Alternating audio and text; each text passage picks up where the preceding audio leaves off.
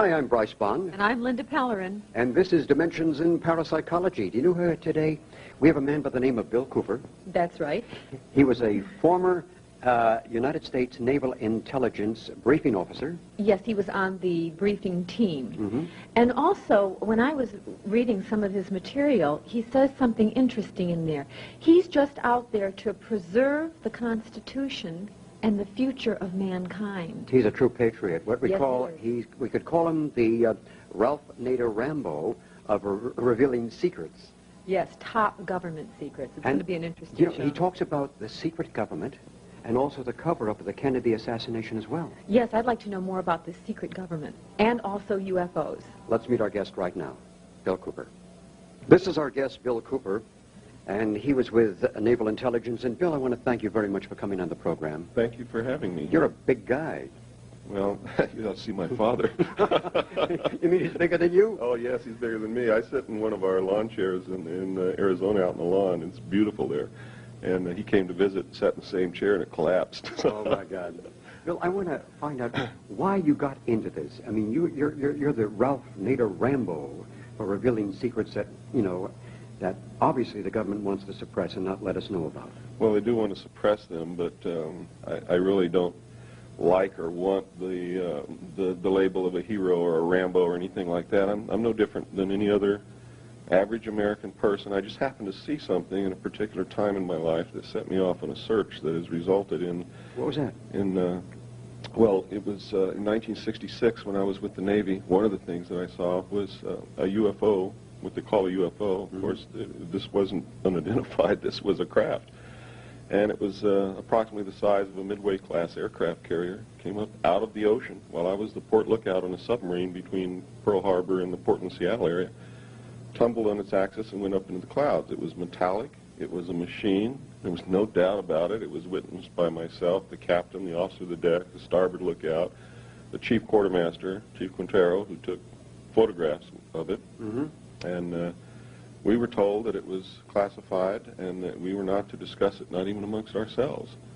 And, you know, all my life I had never believed in these things, although I had heard many stories about them. But that was probably the most significant, eye-opening, mind-opening event that's ever happened to me in my life. And later I was attached to Naval Security and Intelligence, and while I was on the intelligence briefing team for the Commander-in-Chief of the Pacific Fleet, I saw top-secret documents that came across my desk in the process of preparing briefings on incidents involving naval ships, naval personnel, or naval stations, and UFOs that it flatly stated that UFOs are real. Mm-hmm. They're machines. They're piloted by extraterrestrial beings. Another intelligences, in other words. Right, other intelligences, and that they're interacting with the United States government secretly. And it's really wrong to say the United States government because it's really a secret organization that was created under a governing body called Majesty 12, sometimes called Majority 12, nicknamed MJ12. Okay, this is nothing to do with the secret government, is it? This is another branch. No, this has something to do with the secret government because through this organization, the secret government actually controls the executive branch of the United States of America. Okay, now, I want to go back, because you have a lot of information. I want to go back to the MJ12 and also what they've seen on the documents and what you've seen and all the other questions that we have to ask. Now, what is the secret government? We've heard about this a long time. At least some people have brought it forward. What is the secret government? The secret government was actually created, the secret world government was actually created in 1952 when an alliance of all the secret powers, the powers behind the thrones, occurred because of the knowledge of this extraterrestrial presence, had to be dealt with. And they had to create a one-world government, in other words, unite mankind against a possible extraterrestrial threat from out there, if it really exists. The other side of the coin is maybe they created this extraterrestrial threat from out there, and they have the technology that we've created here on Earth ourselves and are making us think that it exists.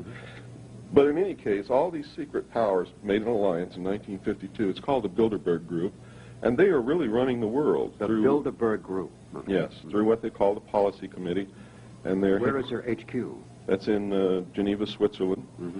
And the United States, the Soviet Union, everyone participates in this. We've all been secretly allies for many, many years. In fact, we were never really enemies. But that type of Hegelian conflict situation has been created artificially in order to get large sums of money in the form of taxes and other things from the populace of the world in order to fund these secret activities and actually bring about the New World Order, which, by the way, on September the 11th, the first official mention of the New World Order, which I've been talking about for years, was made by President Bush. He mentioned it 3 times in his speech on September the 11th. Since then, Shevardnadze of Russia has made the statement, and I quote, Iraq is performing an act of terrorism against the emerging New World Order, unquote. And Margaret Thatcher and many other heads of government are now talking about it. It's a daily subject of conversation, and it goes right over the heads of most Americans. They don't understand this. And they had better wake up and understand it, because in order for us to join a New World Order, we have to lose our Bill of Rights.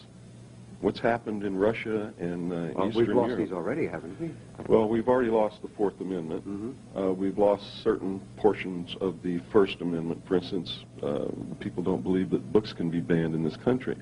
If they were paying attention, just last week a book was banned in this country. It's the book written by the Mossad officer about the Israeli intelligence group. There was a court order issued to the publisher not to publish that book anymore. Barbara Honegger's book, October Surprise. If you go and try to order it, you can't get it. And if you look in the book, there's a R by the book, and that R means restricted. People don't understand this. So there is suppression going on. There is not only suppression going on, but there is a campaign underway that if it's not successful, and the campaign is to get rid of our rights, but to make you want to. That's what the drug war is all about. And if that doesn't work, then they will... The drug war is to make you get rid of our rights? That's right. That's fascinating material. Wow. And well, it's already happening. You notice in all the polls, Americans are indicating that they're willing to give up some of their rights to get the drugs and the crime off of the streets. This has never happened in the history of this country. So all this was manipulated by some other powerful force, a secret government, in other words? Oh, yes, absolutely. Anybody can figure this out with simple mathematics and a little bit of common sense. If you just look at a map, if you can find one that has all of the cities and towns in the United States on it, count each one of them. It's going to take you a long time to do that. Oh, I imagine. But you count each one of those cities and towns, and then you realize that each one of them are full of drugs and have to be kept full of drugs to supply the people who buy these drugs on a daily basis. And then it becomes mind-boggling. And you have to realize that this takes tremendous amounts of money that nobody, no individual or no individual group has. It takes an organization. It takes a supply network. It takes transportation. It takes a distribution network.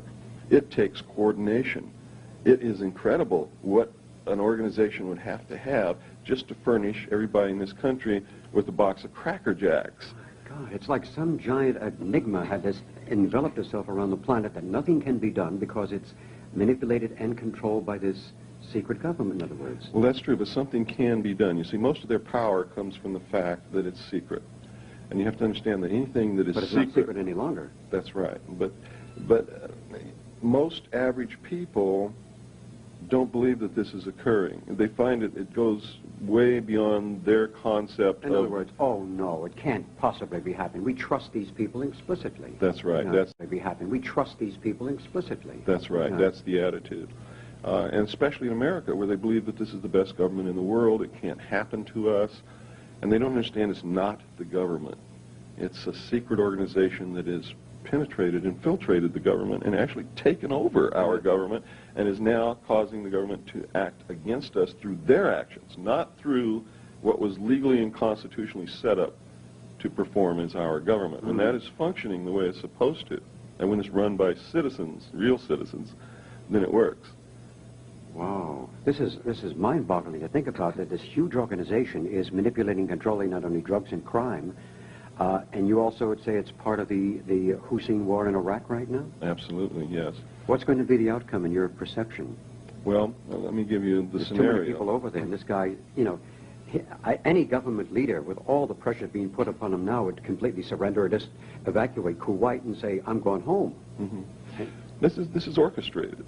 Hussein is reading his script and acting out his role to bring about the New World Order. You see, change can't come about without conflict because people resist change. It's the normal thing. You must have a disaster. And conflict is economy. Right, to institute great change. Not only that, but think who's over there. They've sent 500,000 of our most devout, most dedicated patriots who are sworn to uphold and protect the Constitution. They're now in the Middle East. They're out of the country. They're in a position, in a foreign environment, very hostile environment, where they can be killed very easily with chemical warfare. And I have to tell you this from my stint in the military, that our troops have no protection in a desert environment against chemical warfare. Those men are dead. They have to get the patriots out of the country, as many as they can, and they have to get rid of them, because patriots will not allow them to suspend the Constitution and join the New World Order. The ones who are left, when this happens, are targeted and will be rounded up in the dead of night, probably on Thanksgiving, Christmas, or New Year's, when they know that everyone will be home, in order to bring about the New World Order, to join the New World Order.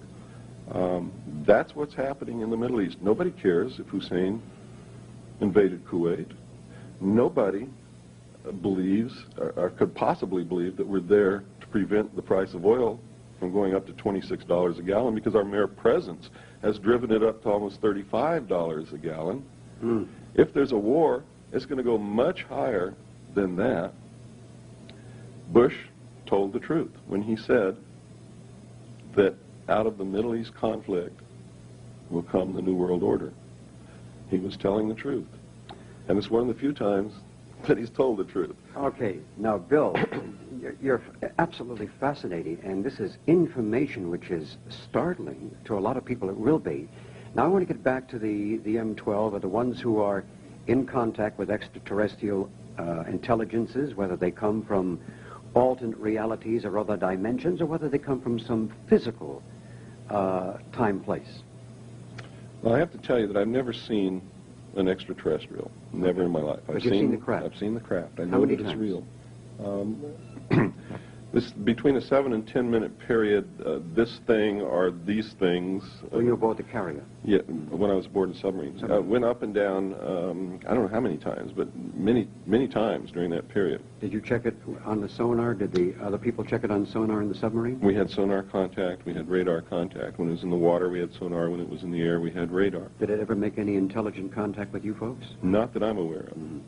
And if they had, I wouldn't be aware of it, because I had nothing to do with the radio room, and they didn't talk about what they did, and they shouldn't have. No. I'm going to ask you as well. There's so much I want to ask you about all the papers that you witnessed and all the documents that you've witnessed.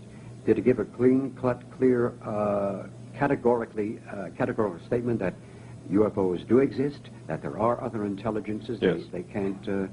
That's exactly what it said. Did it indicate where they come from, or say from a physical dimension, or from a parallel dimension, like a... No, according to the documents that I saw, they're real, just as real as you and I. They're from this dimension, and they're from other planets, and specifically named a planet somewhere within the Pleiades, a planet that is around Barnard's star. It mentioned the Sirius, the star Sirius. It mentioned a planet around the star Betelgeuse in the constellation of Orion. It mentioned a planet in the star, the binary star grouping of Zeta 1 and 2 Reticuli. And it stated that there were at least 4 groups of 4 different species of extraterrestrial beings here visiting and surveying the Earth. Now, in other words, they're walking the streets right now. Yes, if this whole thing is real. You see, I found, and I have to say this, I believe they're real. Let me put that first. I really believe they're real. But I don't believe that they're the bad guys that the secret powers want us to believe that they are.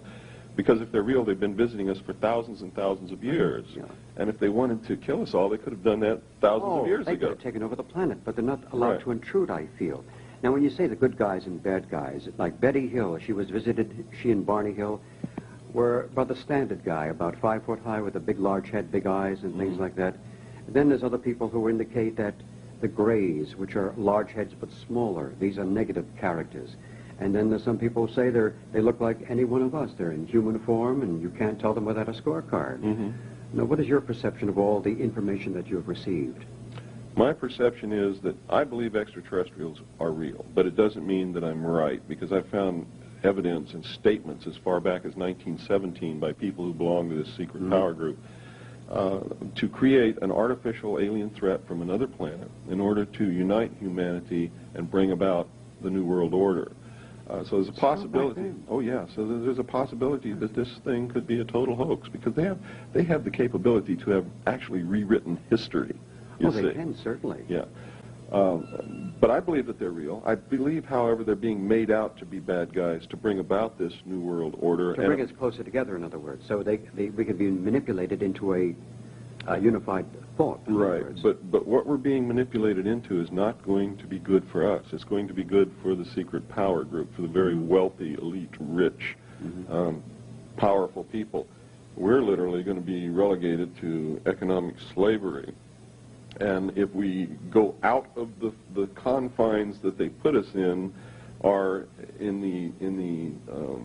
the pattern of actions that they wish us to act out, they will simply put you into a camp which is going to be called a mental treatment center to reprogram you. Much like those camps they put the Japanese American citizens in during World War II. Right, and if that doesn't work, it's extermination time, because they're not going to mess with anybody.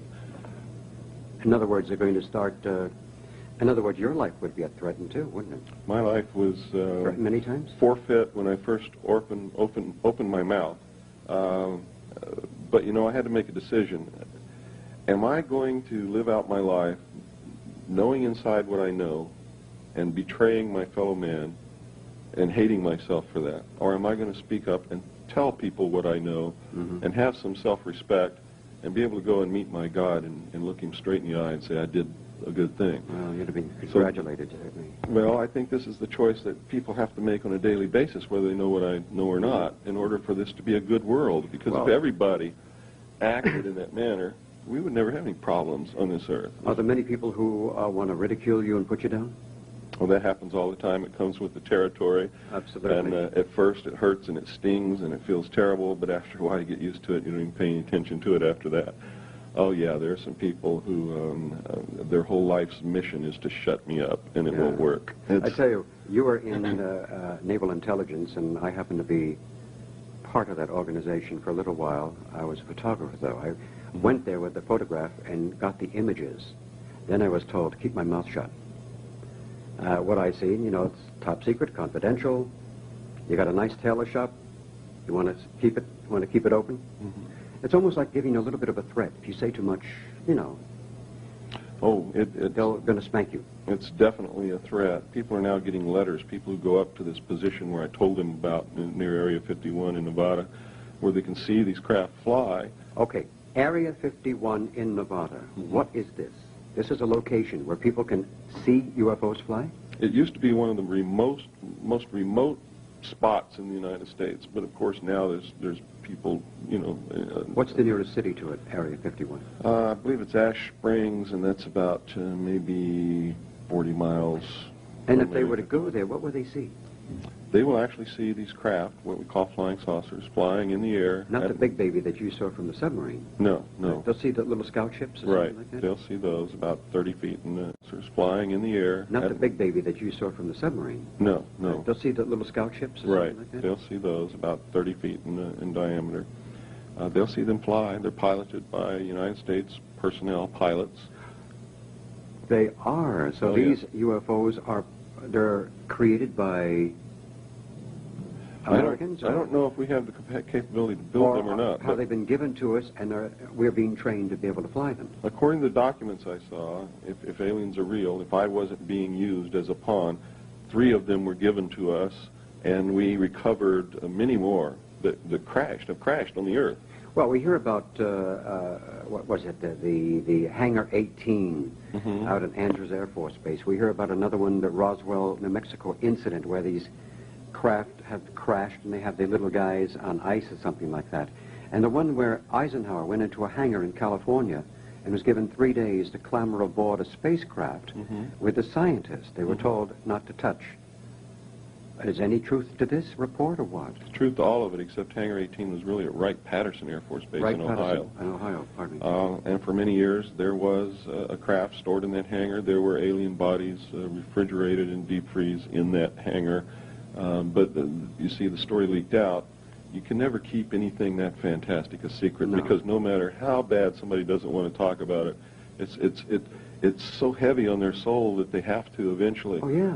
So there were so many stories going around about Hangar 18 at Wright-Patterson that they had to move everything out of the hangar, and eventually they actually let in a TV crew who filmed the inside of the hangar and showed that there was nothing in there, but that there were some strange things in there that are not normally found in an aircraft hangar, such as freezers. Well, that could be for storage cryonics. in the wall. Yes. Cryonic experimentation of, freezing a person so he can be resurrected again. So, from what I gather, they have moved some of the artifacts, at least from what I heard, to Quantico, Virginia. Or some behind in Las Vegas, Nevada, and some agricultural station. There's an alien technology unit in Las Vegas, near Nellis Air Force Base. Super secret. Trucks go in and out of there, always escorted by security vehicles. At night, there's the most incredible light security things set up around a fence that you can see through binoculars. And I don't really know what goes on there, but Alien Technology Center, I mean, they're not talking about the Mexican people, and they're not talking about Canadians, and they're not talking about people from Africa. They're talking about extraterrestrials when they're talking about Alien Technology Center there at Las Vegas. As far as Quantico, I don't know if they moved anything to Quantico, but I know that in Camp Lejeune, North Carolina. Yes, people have indicated to me that there are alien craft stored in hangars at Camp Lejeune under heavy guard, and it's under a project called Project Hanel. I've heard this from many different sources, all ex-Marines who were stationed at Camp Lejeune. Bill, have you ever seen any photographs of some of these extraterrestrials who were basically killed when their craft crashed? Yes, I saw photographs of them. I saw the autopsy reports. What do they look like? The ones that in fact, you can get a beautiful description from them. Just read Whitley Strieber's book, Majestic. I was really suspicious of Strieber because he never referred to extraterrestrials. He never called them what his mind would tell them that they are, demons or angels or extraterrestrials. He always called them the visitors. And that's an indication to me that something was not straight with Whitley Strieber. When he published Majestic, I read that book, and it is the actual true account of the Roswell incident, and there's only one place he could have got it, because I saw the documents that this information From the came horse's mouth, in other words. From the horse's mouth, which means that Whitley Strieber is really working for the Central Intelligence Agency. And I have to tell you that everything in that book is absolutely true. The documents in there are the real documents. The only thing that's been changed is the name of the people, and the name of the projects, and the name of the organization. It's Operation Majority, not Operation Majestic 12, and so on and so forth. The person who is the main character is really portraying James Forrestal, and all this information came out of Forrestal's secret diaries. He was the man who was in control of the actual Roswell recovery back in 1947. Why? And they killed him by throwing him out the window of the Bethesda Naval Hospital because he was talking about it. He wanted to tell the world what had happened. Well, on that note, we're going to continue with Linda next. I'm Linda Pellerin, and this is Dimensions in Parapsychology, and our guest today is a man by the name of Bill Cooper, who has absolutely been fascinating me as I've been filming this show. I don't know where to start with you, aside from the fact that, what you're doing is you're letting our viewers see and understand that what may seem to be obvious are situations that are set up by agents in order to lead the public in a specific direction of thought for a far grander design. Right. Is this correct? That is true. You have to understand that if aliens are real, it's the most closely guarded, highest secret that not just this government, but all the governments of the world are trying to contain for their own reasons. Some of them very good, I might add. Some of them highly illegal and not good.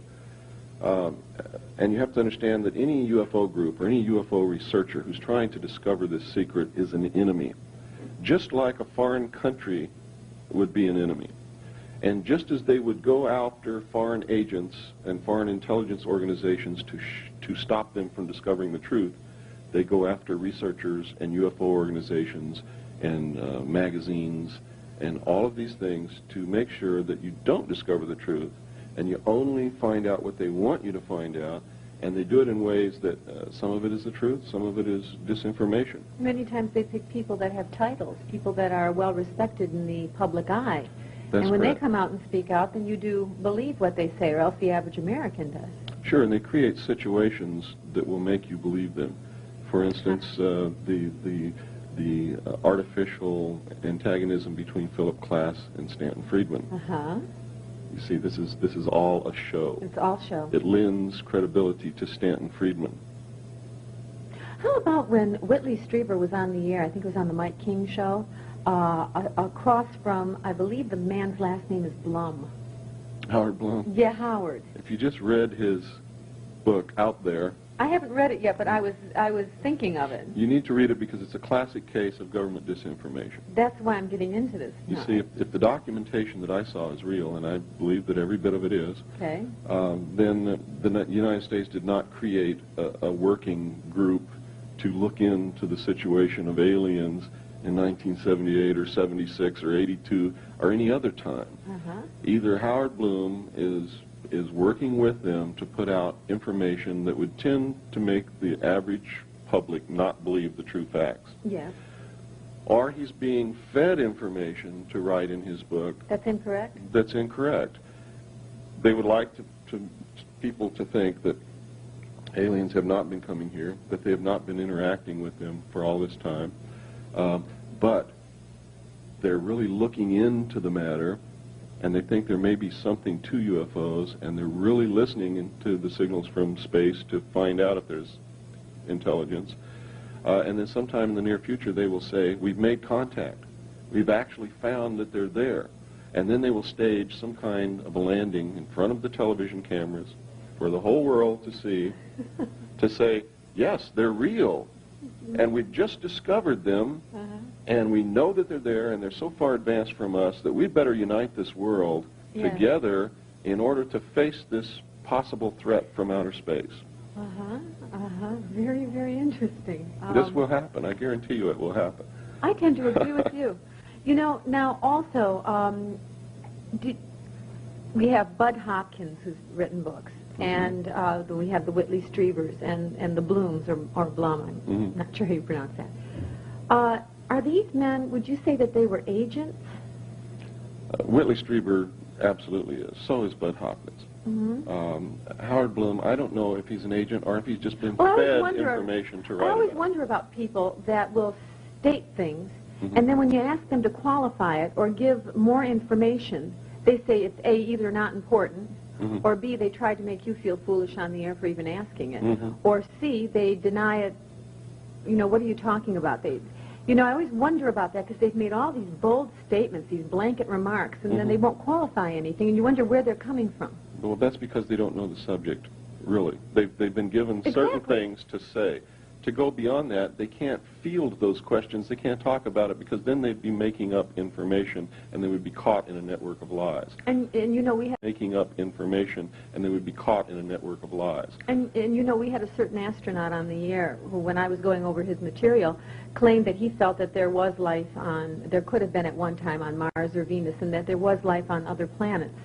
And then when we had him on the show, he completely denied everything, and when Mr. Bond asked him about the rings in the wheat field, he said, well, yes, now that can't be denied, and we must look into this seriously. So, I mean, there was this back and forth political jargon going on. He's parroting the government Yes, point he of view. Privately, he would probably tell you the truth. Yeah. off Well, the record. Maybe this one wouldn't, but... Well, I've talked to a lot of them, or many of them, I should say, and they've told me the truth off the record. Mm-hmm. Now, I can't say publicly what they told me because it was off the record, and if I do that, they will say they didn't say it, Right. and that I'm making it up. Right. And they can say that rightfully because when they tell me something off the record, I understand that you're not supposed to talk about it publicly. But I have to tell you this, that, and you can not believe it, or you call me a liar, or anything you want, and Okay. not you, but whoever's watching this program. They have told me that they did see things on the moon. They saw flying saucers. They saw a base. They saw all kinds of strange things. They've seen on the moon and Mars, from the photographs that came back from Mars, and from their own observations on the moon, that there's the remains of an ancient civilization. A one-time civilization. Yeah, that had at least reached the Bronze Age. On Mars, there's the remains of agricultural terracing. There's a face. There are pyramids. There's the remains of a city.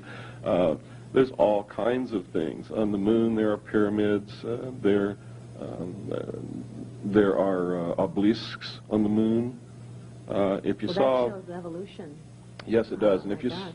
if you saw 2001, the movie, Yes. they were trying to tell us in that movie. That movie is not fiction. I mean, it portrays something that's going to happen in the future. I find a lot of the movies aren't so fictional. That's right. The obelisk in that movie on Earth, where the monkey came up and touched it, and all of a sudden Yes. he had an evolution in consciousness. He evolved at that point. That obelisk represented the extraterrestrial influence on humanity in our own history. Okay. The obelisk they found on the moon represents what they really found on the moon. And what they portrayed as happening out in space is something that is going to happen in the future. Well, we're going to get back on this subject as soon as we take a brief break. Ladies and gentlemen, the late Yul Brynner. I really wanted to make a commercial when I discovered that I was that sick and my time was so limited. I wanted to make that commercial that says simply, now that I'm gone, I tell you, don't smoke. Whatever you do, just don't smoke.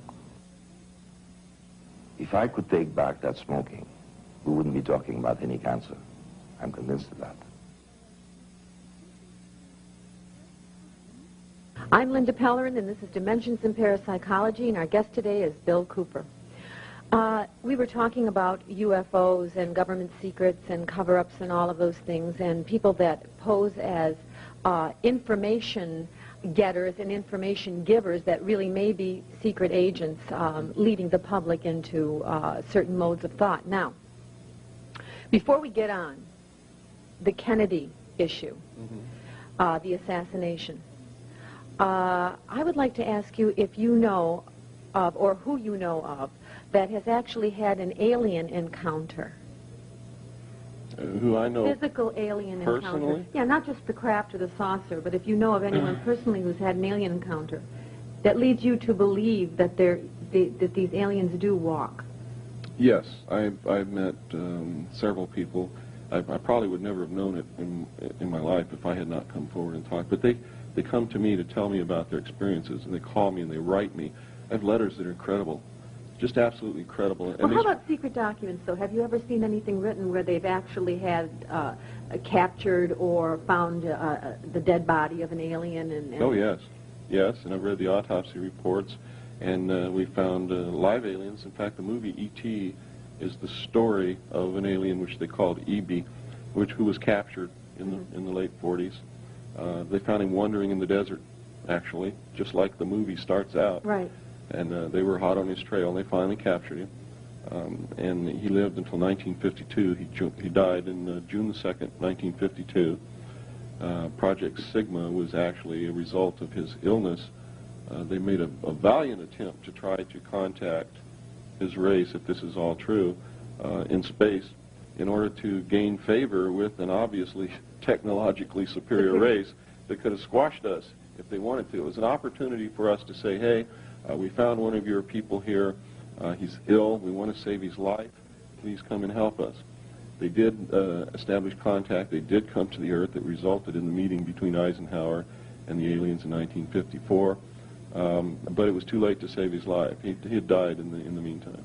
Have they established languages, or they must have, languages to communicate. From what I understand, at least this one particular group that we're interacting with, and they have an object that's crystalline in nature that they can hold in their hand. I guess it's like a computer. When they talk or transmit whatever it is that we're receiving that we understand as English, this device is what makes it possible. And when we talk back to them, this device makes them understand us. Crystal translator. Well, I don't know if it's a crystal or what it is. The documents describe it as being crystal in experience. But we know that if we could ever unlock the secret of the crystal, we know it's a radio transmitter and a radio receiver. Crystals transmit radio frequency. Right. They also receive radio frequency. You can make a radio receiver in your home with a crystal, with no power source. You don't have to plug it into the wall or anything. You can receive radio signals with a crystal. We also know that its structure indicates that it could be used as a storage device for information if we could unlock the secret of how to do that.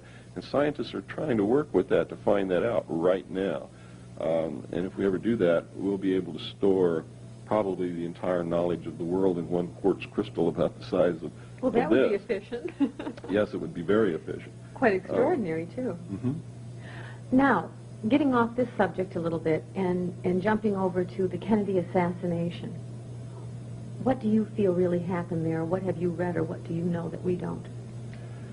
Well, I know that Kennedy knew about the drug situation, and he ordered them to stop bringing drugs into this country and selling them to the American people. He ordered them also to divulge the presence of extraterrestrials on this earth to the American people within 1 year, and he ordered them to develop a plan to make that possible. They decided that it was premature. Of course, the large sums of money that are derived from drugs, they not only wanted that money to finance their black projects, but they were deriving personal profit from this also. It's just beyond the capability of a human being to resist temptation of that magnitude, I believe. I believe that our teachings are right when they say don't put yourself in an opportunity to be tempted.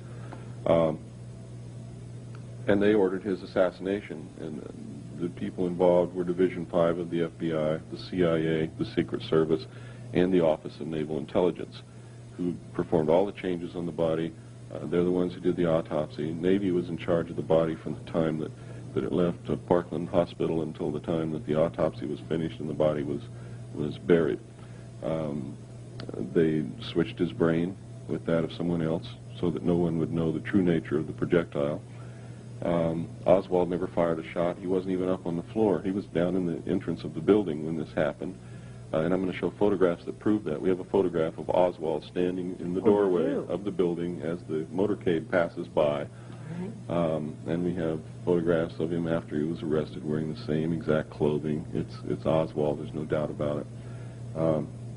And we know we have a film, and I'm going to be showing it today here at the Whole Life Expo. And nobody's ever seen what I'm going to show today. I've shown a photograph that shows who killed Kennedy, who actually shot him in the head. The long shots all missed except for the one in the throat. Is the man still alive today? No, he died in 1985 of cancer. It's a shame that he's not alive today.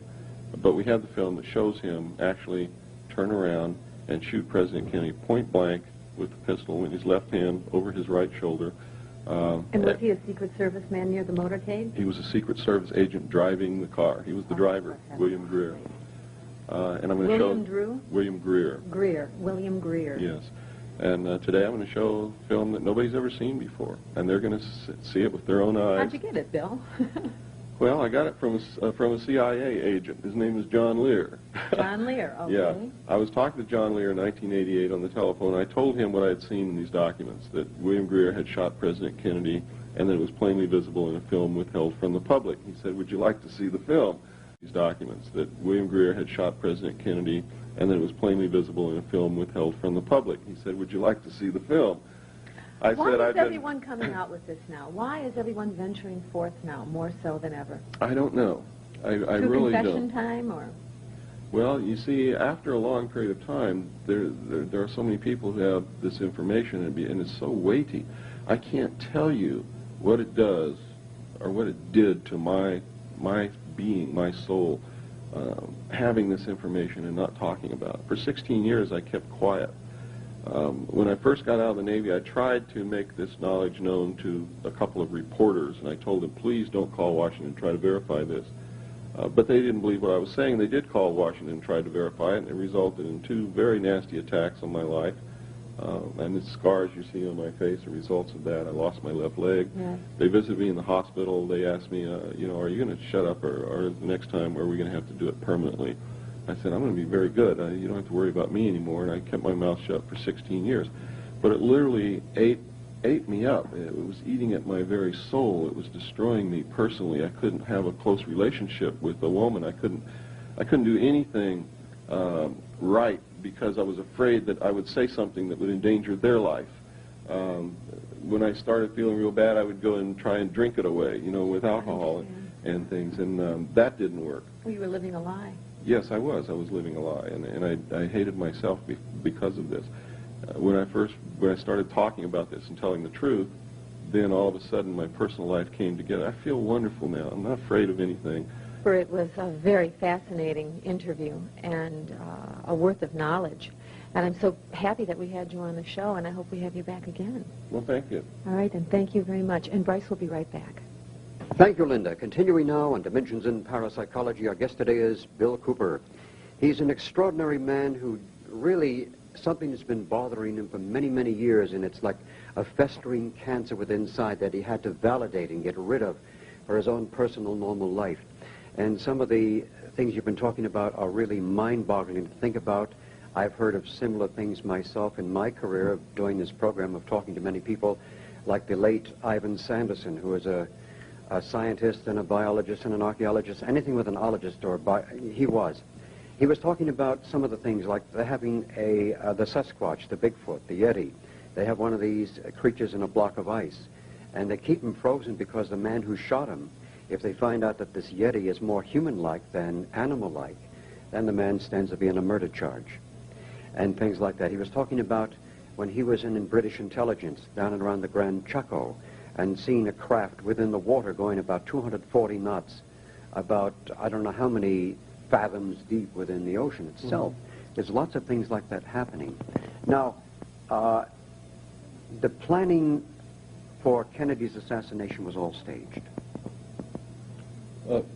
Was all cleverly planned. Yes, absolutely, yes. Was Johnson have anything to do with that? I don't believe Johnson had anything to do with the planning, but Johnson had to be told that it was going to happen, and maybe not when, but that it was going to happen because he would have been the next president, and they had yes, they had to have somebody who was on their side in order to phony the Warren Commission, the Warren Report, to make sure that the cover-up was maintained. In other words, Johnson knew ahead of time that Kennedy was going to be assassinated. He had to, and they had to know that he was going to maintain a cover-up. Otherwise, they could not have allowed Johnson to be the president, because then he would have instigated a real investigation, which would have discovered the real facts of the matter. So while Johnson probably did not plan it, he had to be a part of it. He had to know about it. He had to have assured the power group that did this that he would maintain the cover-up. And, of course, he did. Now, what about Bobby Kennedy's assassination? Was that also planned by Sirhan Sirhan? I haven't really gone depth into Bobby Kennedy's assassination. I do know that it was not solely the act of Sirhan Sirhan. For instance, over 9 shots were fired in the ballroom. Sirhan Sirhan's revolver only held 8. None of the security people or Secret Service agents fired a shot, according to their own testimony. Sirhan Sirhan was always in... Pardon? Did you believe that? No, I don't believe it, because the man who shot Bobby Kennedy was also a security person. And very skilled. Yes. You see, Sirhan Sirhan was always in front of Bobby Kennedy, but the death shot came from close behind his right ear, which meant, and there's only one person who was standing there. His name is Caesar. He was a security guard. He was one of the people who were supposed to be protecting the president, just like William Greer was supposed to be, or protecting Bobby, just like William Greer was supposed to be protecting President Kennedy. So we know that it was a conspiracy, that there was more than one person involved, and again, it was a security person who killed Bobby Kennedy and not Sirhan Sirhan, who was involved. We also know that Vicki Cooper, the editor of UFO magazine, is the niece of Grant Cooper, who was Sirhan Sirhan's defense attorney, and that he did not defend Sirhan. He wanted to make sure he was guilty. Grant Cooper has all kinds of ties to the CIA and the Russelli mob, who was in cahoots with the CIA to bring drugs in the country, and also to help assassinate Castro when they were trying to do that. You know, it's very disillusioning to think about that we have organizations like the CIA, Secret Service, and FBI, and things like that, which may not be working in our behalf. I can guarantee you they're not. They're working for the secret world power structure toward a new world order, a one-world government. They're actually working to destroy the sovereignty of the United States, to destroy the Constitution, so that this new world order can come about. The intelligence community has never worked for the American citizen. It was created to serve the secret structure. That's why the laws governing it are set up so that nobody can look into what they're doing. Do you realize that the National Security Agency, by executive order of the President of the United States, is not subject to any laws of this country or any state in this country? And the executive order states, it says that the National Security Agency is not and will not be subject to any law unless it is specifically stated in the law that the National Security Agency is subject to that law. So all these people who are in this organization, if they do something, a minor infraction, they can't be touched? Like That's right. Immunity for some diplomat? They can do anything they want. They're completely outside the law by executive order. Now, an executive order is a law written by the President which violates the Constitution, which says that there shall be separations between the branches of government and that Congress is responsible for the legislation. So they're setting these people up as little tiny mini demigods. That's exactly what they're doing, yeah. My God, that's a nice place to live. Now, do you feel that any extraterrestrial intervention, some other higher intelligence, will intervene eventually? No, I don't. And I'll tell you why. Why would they? I'm so disappointed in all these people who say, well, I don't care what happens now. I'm not going to do anything to stop it because the benevolent aliens will come down and take me off of this planet when it happens. No way, right? No way. Why would they? Why would they take us to their planet to destroy their planet like we're destroying ours? Exactly. There's no reason for it. The first law of any sentient being is self-preservation, and they're going to do things in their own best interest. And for their own best interest, they better not have any human beings on their planet. Who wants them? That's right. We need to change ourselves first. We need to become what we would like others to be. In other words, everybody says, well, I wish the world was this way, and I wish that person was that way, and they'd stop doing this to me. They don't realize that if they would first be the person they want Bill, are you others to be. a religious guy? You believe in God? I believe in God, yes. You're a spiritual definitely. being, more so than a religious person, I imagine. Yes, that's the way I would So the deity basically lives within you, and if people can touch into that within themselves and look for the good Right. in themselves and all mankind, Yes. then we could overcome what is going on at the present moment, eventually. Right. One of the greatest misconceptions that anyone can have is that man is God. Man is not God. We're a fragment of that. We are a fragment of God, but man has to understand that no part can be as great or greater than the whole. Mm-hmm. So man cannot set himself up as God. People who think that man is God and worship knowledge and technology and believe that by the use of knowledge and technology man can become God or can be God are actually practicing Satanism. And I'll tell you why. The worship of knowledge is Satanism. The concept that man can be God or is God is Satanism. Not because I'm a Bible thumper or anything like that, but because if you believe the story in the Bible that Satan enticed Eve to pick the apple from the tree of knowledge and make Adam eat it, which is the original sin, The myth, yeah. then you have to understand if that apple represents knowledge, then the worship of that apple is Satanism because the whole thing was instigated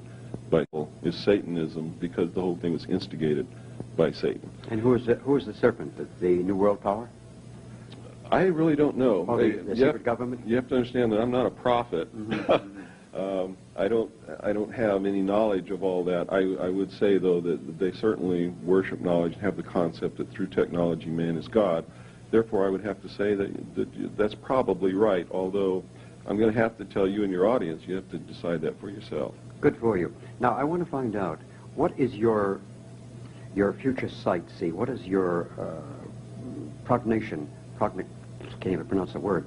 What is your predictions for the future, especially when it comes to extraterrestrials or UFOs and things of this nature? Are there going to be any full-scale landings? Well, I believe whether they're real or not, there's going to be a landing. If they're not real, there's still going to be a landing, and there's going to be human beings dressed up by the secret power structure. There was one basically at the World's Fair, and there was one at Freedom Land. They had a spacecraft parked out there. People could go aboard. It was like a dummy. But people certainly said, wow, I'm going to go aboard that. Did you see the ending of the Olympic Games in 1984? Yes. You should get a tape of the closing ceremony. It was third at night in the UFO. A spacecraft held by a helicopter. Well, it wasn't held by a helicopter. There was no helicopter up there holding this thing. They'll tell you that, but it's not true. Can you imagine the liability that they would have if they were carrying this thing suspended on a cable underneath a helicopter over the heads of hundreds of thousands of people? They wouldn't do You're it. meaning to say that that thing used in the 1984 Olympics, the closing ceremony, Was under its own power. was under its own power? Yes, That's fascinating, with these laser lights dancing out of it? that's right.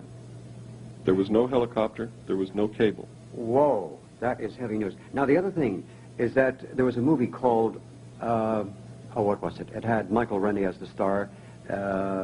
It came out, I think, 1952, the day the Earth stood still. Mm-hmm. Now, they indicated something like that did happen, but without the robot. Something like that did happen, according to documents that I saw. There was a landing. Now, I don't know about the being shot and being chased all over the place. Mm-hmm. That I don't know about. I didn't read anything like that. But there was a landing that they said that they wanted to help us with our spiritual development. But before they would do that, we had to destroy our nuclear weapons and destroy our nuclear power plants, quit fooling around with radioactivity, because it would destroy us and destroy the Earth and would have profound effect upon the universe, because they said that everything is connected.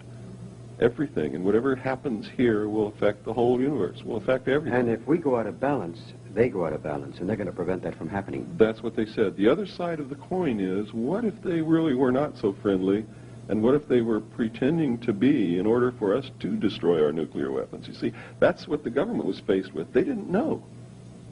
Well, And they couldn't take the chance on disarming our nuclear weapons on the say-so of someone they didn't know anything about. well, the funny thing is that 20% of the population who is into spiritual matters and metaphysical programming or whatever, they come out with the general consensus that that this is not the case, that they cannot intrude and do something for us. We have to do it ourselves, and on a spiritual level, eventually to eradicate it by proper thinking, proper thought, and everything else. This is what I believe. Now- I believe the same thing. The other thing, there is an indication, is rumor going around that the movie Close Encounters of the Third Kind, that half the money that was used to produce this was put up by the USIA. A lot of these movies about aliens that are portraying real events, all of a sudden the script shows up and the money shows up. Mysteriously. And mysteriously, yes. And, I just used to live in California. I know a lot of people in Hollywood. And there is no doubt that these things are secretly financed by the secret power group to put into the subconscious of the American people the fact that aliens are real, that they're here. Mm-hmm. Whether they are or not doesn't make any difference. The power group wants us to know that they're real and they're here, so that they can bring about this new world order, so that we can face this with no panic. Because if they're real, we're eventually going to have to come face to face with this. Yeah, we hear all about the Bermuda Triangle and things. Flight 19, December 5th, 1945. I was very much involved in that particular situation. Where did the planes go? Where did the pilots go? You know, when Isaac Newton had something called zero minus and minus zero, where energy and matter meet, it creates a time continuum. Mm-hmm. Was that staged, or was that something real? I really don't know, but you ask a very good question. Where did the planes go? Where did the pilots go? I saw documents that said that they go to these alien beings, and what they do with them, I don't know. But I saw photographs, official NASA photographs, of things on the moon that shouldn't be there when I was with Naval Intelligence.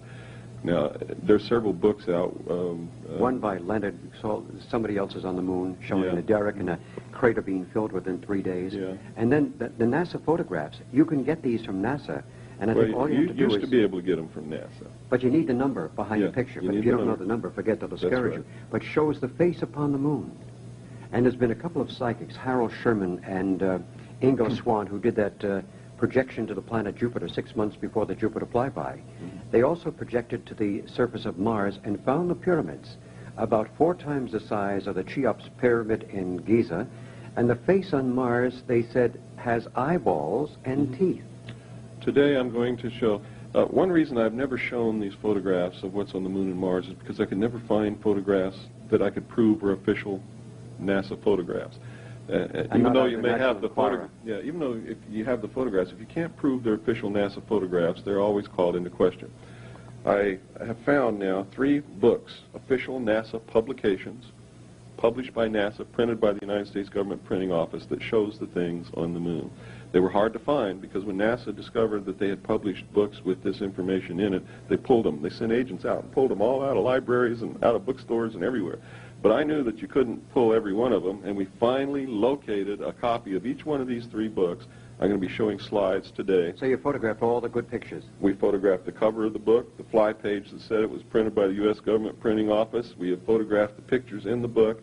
You're going to see pyramids on the moon, pyramids on Mars, agricultural terracing on Mars, the face on Mars. You're going to see tanks and towers and a Christian cross on the moon.